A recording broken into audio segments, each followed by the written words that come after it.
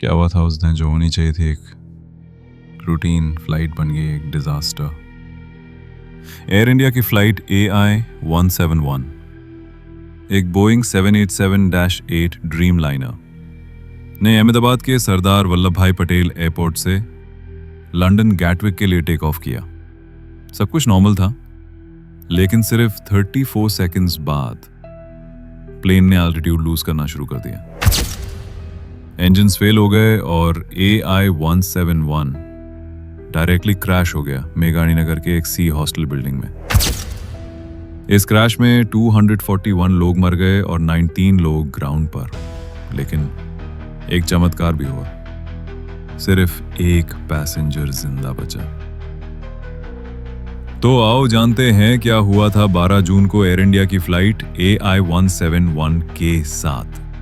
मेरा नाम है द डूम और मैं आपको ले जाने वाला हूं उन कहानियों के बीच जो दुनिया भूल चुकी है या भूलना चाहती है। The mystery of AI-171।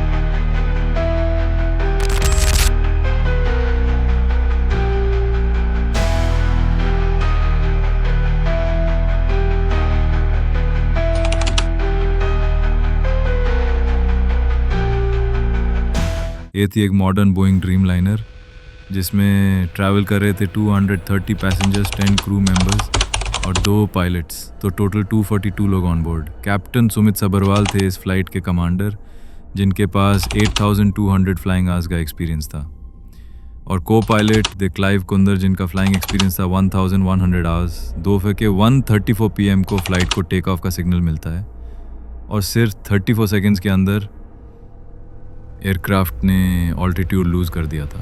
Yes, 34 second में प्लेन क्रैश हो गया। इम्पैक्ट साइट मेघानी नगर का BJ medical college hostel. Instant death 241 on board और 19 लोग ग्राउंड पे, लगभग 60 लोग सिवियरली इंजर्ड। ये क्रैश इतना हॉरिफाइंग था कि पूरी कंट्री फ्रीज हो गई। Tragic and very very horrific, and even till now I have to say I'm in a state of shock. इतने सारे लोग फ्लाइट में थे, more than 200 people, 242 to be exact, पर सिर्फ एक इंसान जिंदा बचा, विश्वास कुमार रमेश। उसकी सीट थी 11A, जो कि इमरजेंसी एग्जिट वाली सीट थी। जब प्लेन क्रैश हुआ, उसने इमरजेंसी एग्जिट खोला और जलती हुई प्लेन के बीच से भागते हुए और जान बचाते हुए बाहर निकला। उसने कहा, प्लेन हवा में अचानक रुक गया, फिर एकदम से किसी बिल्डिंग में जाके क्रैश हो गया। उसका भाई उस फ्लाइट में था, वो नहीं बचा। विश्वास की कहानी एक मिरेकल से कम नहीं है। एक कहानी जो कैमरा में नहीं थी। Let's talk about ground victims. AI-171 का क्रैश सिर्फ उन लोगों तक सीमित नहीं था जो प्लेन में थे। नीचे जमीन पर भी मौत ने अपने पंजे फैला दिए थे। मेघानी नगर के BJ मेडिकल कॉलेज का हॉस्टल, जहां स्टूडेंट्स एग्जाम के प्रेशर में बुक्स पढ़ रहे थे, कोई खाना खा रहा था, कोई रेस्ट करा था। कुछ ही सेकंड्स में वो हॉस्टल एक बर्निंग ट्रैप बन गया। स्टूडेंट्स अपनी जान बचाकर भागने लगे। कुछ लोग विंडो से जंप करने की कोशिश कर रहे थे। सिर्फ एक उम्मीद थी, किसी तरह अपनी जान बचा ले। लेकिन हर किसी की किस्मत इतनी मेहरबान नहीं थी। क्रैश साइट पे 19 लोग अपनी जान से हाथ धो बैठे और 60 से ज्यादा लोग जख्मी हो गए, जिसमें से कई लोगों पर इसका बहुत नेगेटिव इम्पैक्ट हुआ। उन्होंने प्लेन नहीं देखा था, लेकिन फिर भी उनकी दुनिया उस दिन टूट गई।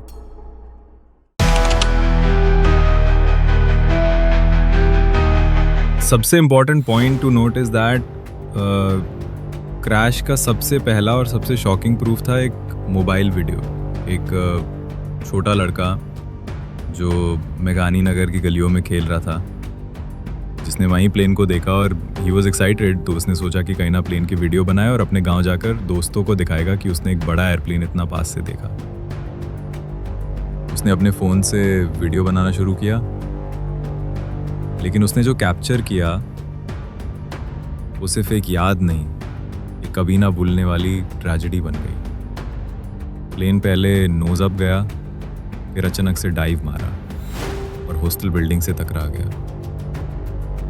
वीडियो में पहले एक तीखी आवाज सुनाई देती है, फिर दिखता है एक भयानक एक्सप्लोजन, फ्लेम्स, स्मोक और चीखते लोग।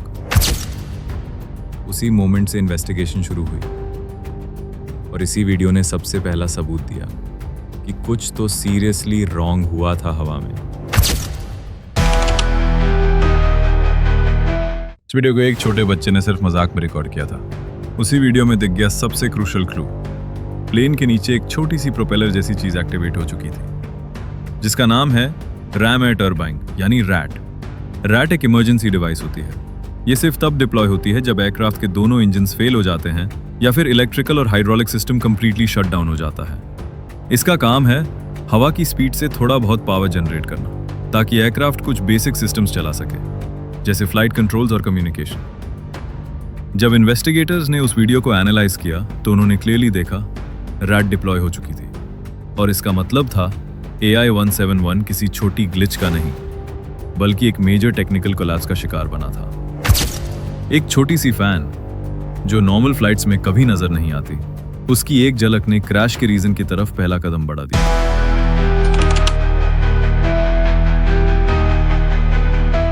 ये सिर्फ एक डोमेस्टिक इंडियन केस नहीं है, इसमें मल्टीपल इंटरनेशनल एजेंसीज इन्वॉल्व हो चुकी हैं। क्रैश के तुरंत बाद ब्लैक बॉक्सेस रिकवर किए गए, फ्लाइट डेटा रिकॉर्डर FDR और कॉकपिट वॉइस रिकॉर्डर CVR। उनका एनालिसिस अभी दिल्ली में चल रहा है US के एक्सपर्ट्स के हेल्प से। सारे विक्टिम्स के DNA से उनकी आइडेंटिटी कंफर्म की जा चुकी है। Investigators debris mapping, fuel analysis, engine inspection और एवियोनिक सिस्टम का डिटेल टेस्ट कर रहे हैं, और बाकी की इन्वेस्टिगेशन भी अभी तक चालू है। This is a difficult day for all of us at Air India, and our efforts now are focused entirely on the needs of our passengers, crew members, their families and loved ones.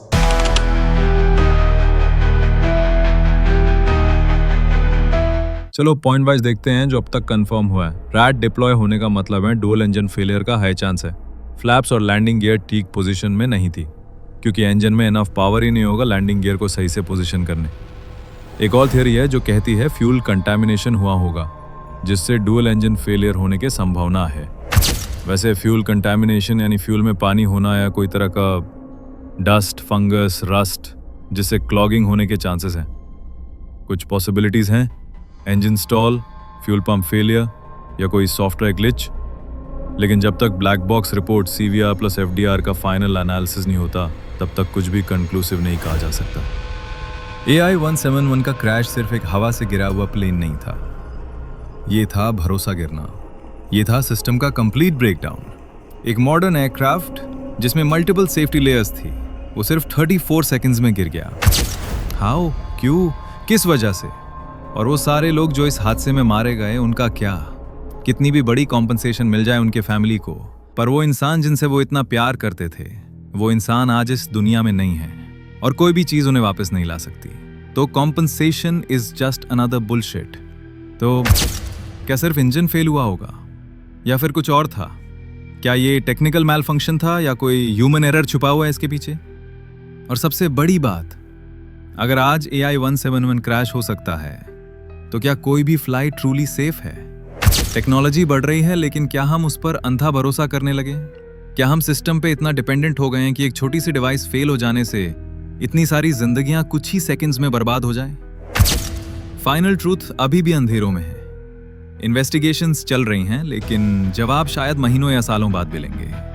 पर एक बात तो बिल्कुल पक्की है, अहमदाबाद के आसमान में उस दिन कुछ बहुत सीरियसली गलत हुआ था।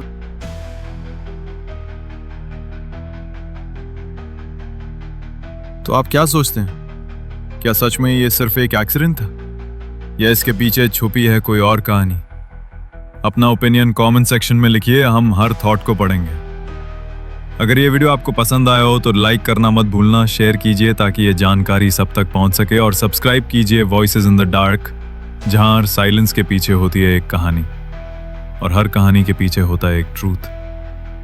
तो मिलते हैं एक नए वीडियो में एक नए केस स्टडी के साथ। तब तक के लिए don't let the truth stay in the dark and are see you very soon. Bye bye.